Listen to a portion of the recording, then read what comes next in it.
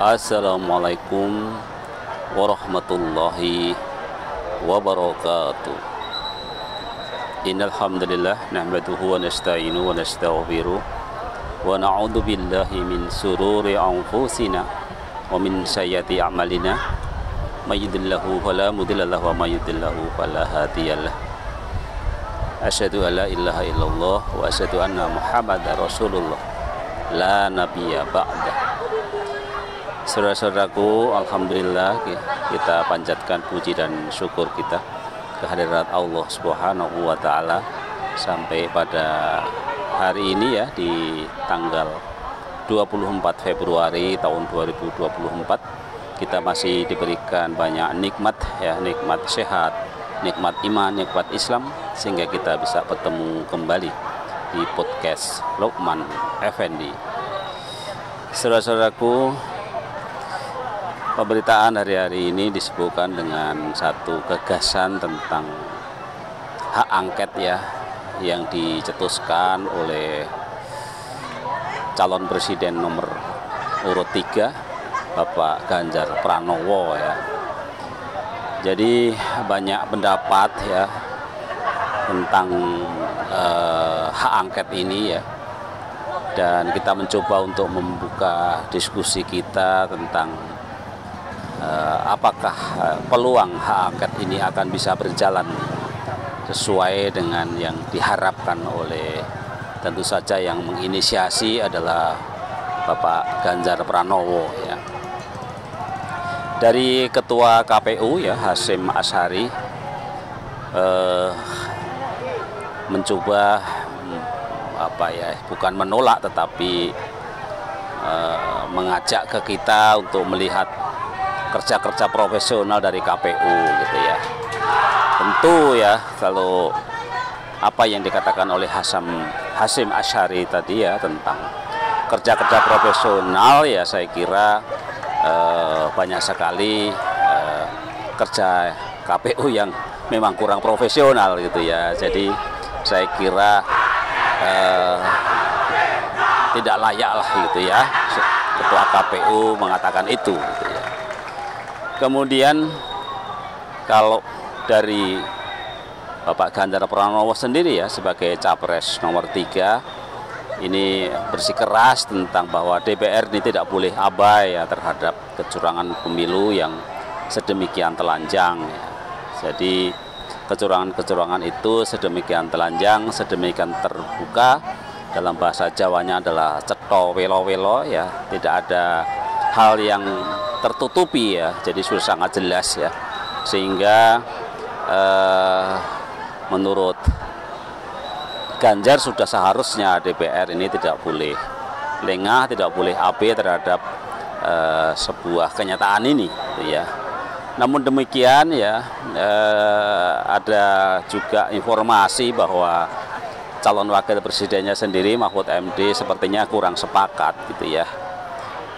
Sementara juga kalau kita melihat dari sisi PDI Perjuangan, dalam hal ini Megawati ya, sepertinya memang masih selalu ditunggu sikap-sikapnya, dan saya kira memang soal Megawati ini selalu ditunggu oleh banyak kalangan ya, karena baik dari pasangan calon nomor urut 1 juga kalau memang itu ingin dilakukan ya kita siap mendukung ya, tetapi memang sangat tergantung pada sikap dari Megawati ya sebagai suhunya di PDI Perjuangan gitu ya. Dan sebagaimana tadi kita sampaikan bahwa bagi Anies Rashid Baswedan ya, melihat bahwa ini inisiatif yang baik dan perlu didukung ya.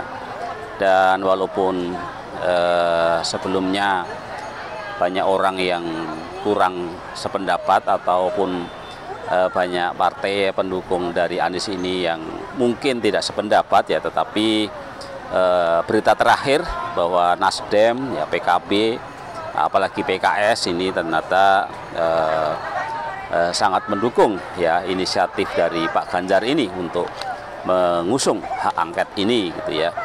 Lagi-lagi bagi Nasdem ya, bagi PKB dan juga PKS sinyal yang kuat ya, tentu sangat berharap dari PDIP sendiri kan gitu ya.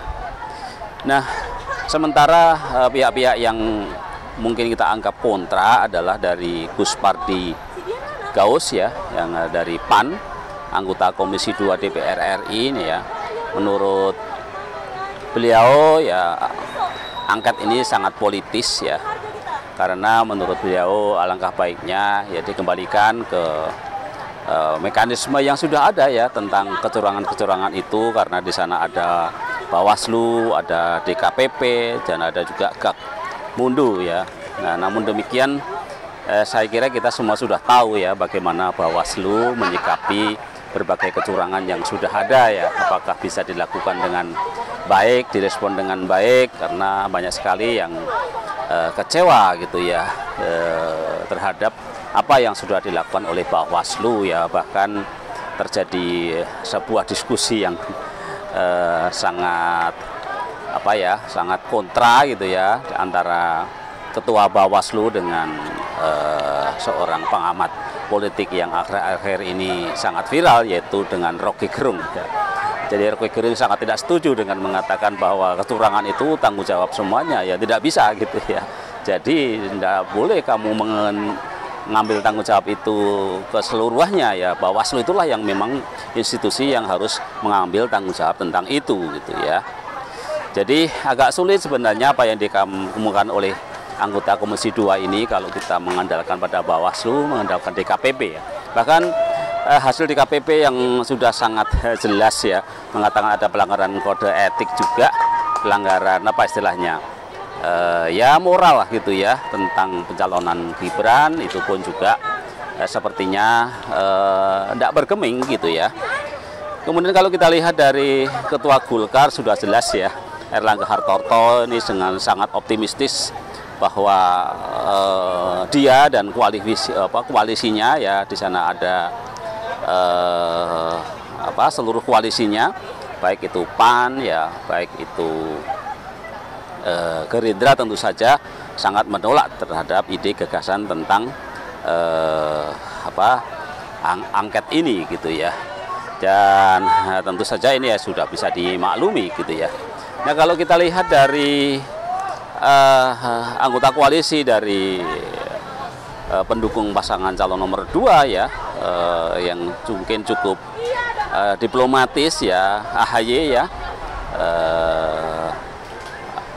AHY yang mengatakan bahwa dia tidak langsung menolak, tetapi hanya melihat bahwa saya kira persoalan angket ini bukanlah prioritas ya, ada prioritas-prioritas yang lain. Jadi saya kira ini bahasa yang diplomatis untuk mengatakan tidak menolak hak angket itu ya.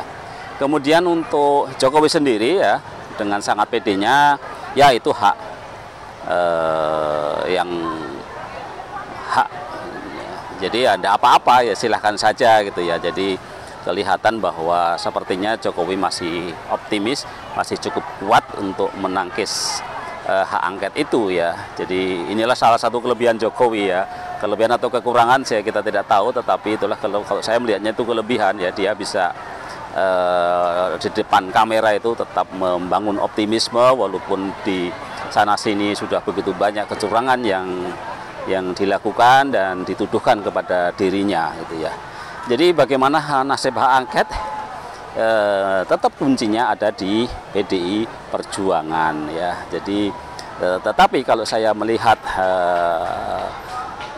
sepertinya ya PDI tetap masih akan bermain lebih lebih mencari jalan yang aman, jadi tidak mau kontra. Dan selalu dikatakan bahwa Megawati sendiri selalu mengatakan trauma terhadap peristiwa yang terjadi pada bapaknya dan juga pada presiden-presiden yang lainnya ya. Jadi adalah presiden buruk ya, ketika kemudian pada akhirnya semua presiden itu harus berhenti dengan cara dimakzulkan, tidak hormat gitu ya. Jadi Megawati sendiri sepertinya akan menghindari itu ya. Jadi bagaimana peluang hak angket ya, saya kira masih sangat sulit untuk hari ini ya. Mudah-mudahan nggak tahu kita hari-hari ke depannya gitu ya. Baik, itu saja kira-kira ya apa prediksi dari hak angket ini ke depannya. Dan kesimpulan saya, hak angket untuk hari ini belum ada tanda-tanda yang akan mengembirakan untuk itu bisa berjalan dengan baik ya. Saya kira itu yang bisa kita sampaikan. Wassalamualaikum warahmatullahi wabarakatuh.